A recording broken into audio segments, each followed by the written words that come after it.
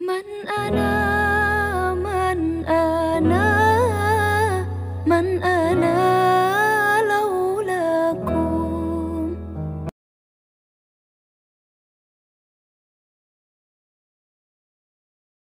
Assalamualaikum warahmatullahi wabarakatuh. Alhamdulillahilladzi ja'alana iman wal islam. Wassalatu wassalamu ala sayyidina wa maulana Muhammadin wa ala ali sayyidina Muhammad wa ala alihi wa ashabihi wa man tabi'ahum bi ihsan ila yaumiddin. Rabbi shrah li sadri wa yassir li amri wa hlul 'uqdatam min lisani yafqahu qawli. Allahumma barik lana fi rajaba wa syabana wa balighna ramadana amma ba'du. Pada kesempatan kali ini kita akan belajar sedikit mengingat tentang zakat. Mungkin zakat sudah kalian dengar, namun kita perlu garis bawahi yang namanya belajar itu harus diulang-ulang ya, walaupun 1000 kali. Kalau orang yang cinta dengan ilmu itu bagaikan baru mendengar 1 kali, walaupun mendengar 1000 kali itu baru pernah mendengar satu kali. Itu tandanya orang yang mencintai ilmu. Nah, kali ini kita akan mengingat tentang zakat. Zakat secara etimologi atau bahasa sebagaimana yang dikutip di dalam kitab Fathul Qorib atau kitab Takrib, az-zakatu lughatan an-nama'u. Zakat secara bahasa itu artinya adalah menambah, au ziyadah atau bertambah, au tazkiyatun atau artinya bersih atau artinya suci, au barakatun atau artinya berkah. Jadi secara bahasa zakat itu artinya adalah berkembang, bertambah, dan suci atau bersih. Kemudian secara syariat atau secara istilah, wasyar'an az-zakatu hiya ismun limalin. Secara syariat Islam yang namanya zakat itu adalah nama suatu harta maksusin yang ditentukan. Secara istilah, zakat itu adalah suatu nama untuk harta tertentu. Kenapa hartanya tertentu? Karena tidak semua harta itu dizakati. Ya, makanya hartanya itu tertentu. Ya. Mobil, motor itu tidak termasuk suatu zakat. Nah, karena hartanya ini bukan harta yang termasuk yang ditentukan dalam hal zakat. Nah, kemudian harta yang tertentu yukhadu diperoleh min malin maksusin ngala wajhin maksusin. Harta tertentu tadi itu diperoleh dengan cara yang tertentu. Seperti harta emas, perak, tembaga itu diperoleh dengan cara yang tertentu. Ya, emas, perak itu diperoleh dengan cara ditambang atau digali, ya, diproses. Kemudian ada juga yang namanya harta rikas atau barang temuan. Ya, barang temuan ini juga termasuk barang yang dizakati.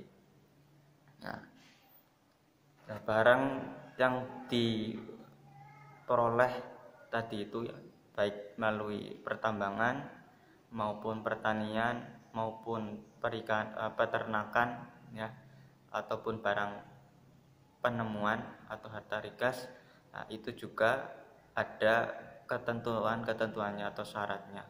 Nanti kita bahas ketentuan dan syaratnya itu apa saja. Nah, harta yang kita zakati nanti itu akan dibagikan ke 8 golongan. 8 golongan yang berhak menerima zakat. Nah, selanjutnya zakat itu merupakan rukun Islam yang ketiga. Nah, rukun Islam yang ketiga setelah sholat. Kalau sholat, syahadat itu ibadah yang hubungannya langsung dengan Allah Subhanahu wa taala. Namun kalau zakat itu tidak hanya kepada Allah tetapi juga ada hablum minan nas atau hubungan kepada sesama manusia. Nah, oleh karena itu zakat itu merupakan suatu ekonomi ya bagi kalangan masyarakat yang tidak mampu karena bisa membantu bagi mereka yang tidak mampu. Kemudian ada juga yang mengatakan zakat itu harta yang perlu disumbangkan. Nah, kenapa perlu disumbangkan? Ya, karena ketika sudah mencapai satu nisab, kok harta itu tidak dikeluarkan, ya, maka harta itu dinilai hartanya fasad atau rusak, kurang berkah. Oleh karena itu kedudukan zakat sangat penting bagi umat Islam. Ya, kedudukan zakat yang pertama itu sebagai rukun Islam. Yang kedua yaitu sebagai kewajiban kita sebagai umat Islam untuk menunaikan zakat. Man ana man ana man ana laulaku. Ya, zakat dibagi menjadi dua. Yang pertama zakat fitrah, yang kedua zakat mal. Kita bahas yang pertama yaitu zakat fitrah. Zakat fitrah secara bahasa artinya pembersih jiwa, ya, pembersih jiwa. Secara istilah yaitu mengeluarkan harta berupa makanan pokok ya dalam takaran 1 mud ya atau 3 kilogram dikeluarkan untuk siapa? Kepada beberapa golongan yang berhak menerima zakat. Waktunya kapan? Waktunya yaitu di bulan suci Ramadan. Boleh sejak tanggal 1 ya hingga akhir bulan Ramadan. Namun ada suatu masalah kadang ya, suatu masalah sehingga menunaikan atau membayar zakatnya itu menjelang sholat Idul Fitri. Nah, ketika mepet karena ada kendala itu hukumnya makruh ya. Bahkan ada yang membayar zakat itu sampai setelah sholat Idul Fitri. Nah, kalau seperti itu hukumnya adalah haram, tidak boleh ya. Oleh karena itu ketika membayar zakat harus afdolnya, sunnahnya itu ketika hari terakhir di bulan Ramadan. Selanjutnya zakat mal. Zakat mal secara bahasa artinya adalah pembersihan harta. Secara istilah mengeluarkan sebagian harta yang kita peroleh untuk wajib kita keluarkan ketika sudah memenuhi syarat dan ketentuan syariat Islam. Kemudian dibagikan ke 8 golongan yang berhak menerima zakat. Man ana man ana man ana laulakum. Perintah Allah tentang zakat itu sudah dijelaskan oleh Allah di dalam Quran surat At-Taubah ayat 103. A'udzu billahi minasyaitonir rajim. Bismillahirrahmanirrahim.